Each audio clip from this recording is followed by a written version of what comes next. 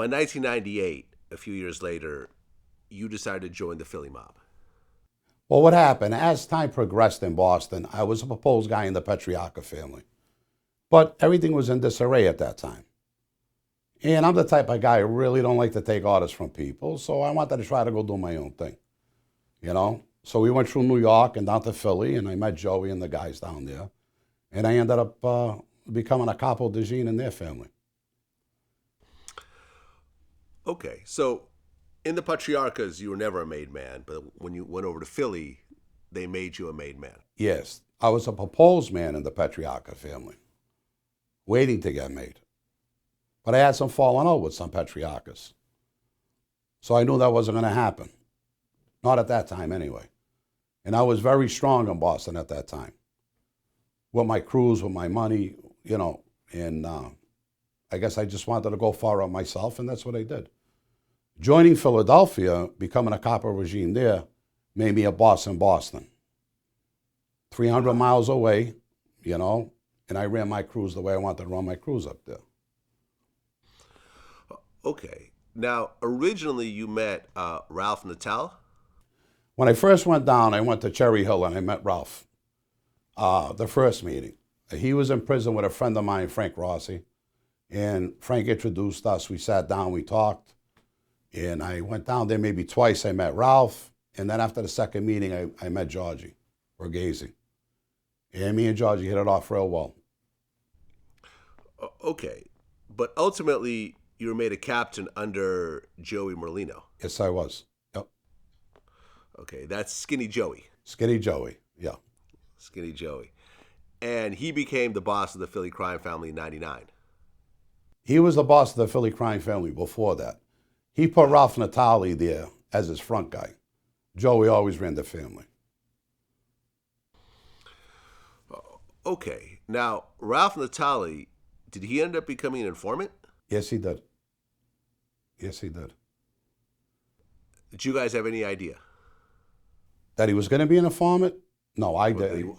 No, they didn't have an idea he would do that. You know, but what happened with Ralph, he was involved in drug deals, and he got violated. They caught him on tape talking to Ronnie Previty about being the boss of Philadelphia, and he got violated on that. And while he was in that, he was getting re-indicted on drug charges. You know, that's why Ralph Natali really flipped. There was no other reason. He wants to blame Joey and the guys that he flipped. They had nothing to do with that. Ralph was dealing drugs with his son-in-law and his brother. Okay. Now, back in Boston, did you have any sort of contact with Whitey Bulger? Not at all. Okay. But Whitey Bulger, his crew sort of had beef with the Patriarcas. No, that's not how all that went down. No? No. Listen, Whitey was always around the Italians, okay? Whitey was out there doing his thing with Stevie Flemmi and that crew they had over there. Was a bad crew, and Whitey was a bad guy and his guys. I'm not taking nothing away from them, but they were always with the Italians. You got to remember, the Moneranos were in that crew. Jimmy Monerano was a May guy. Frankie Salemi became a May guy. Those are all their friends. What they were doing, what Whitey was doing, he kept ratting on the Italians, and he set up the doghouse on Prince Street for the feds, and they went in there and wired it up, and that's how they got Jerry. So that's how Whitey was taking the Italians off the street, was by ratting on them. That was his whole game. You know, they blow Whitey up, and like I said, I'm not saying he wasn't a bad guy and had a bad crew. I'm not saying that. But they blow him up because he's a centerpiece with that Connolly, the FBI agent. You know, when he took off, he was most wanted. And that put Whitey on the map, you know. But as far as La Cosa Nostra, he had nothing to say and nothing to do.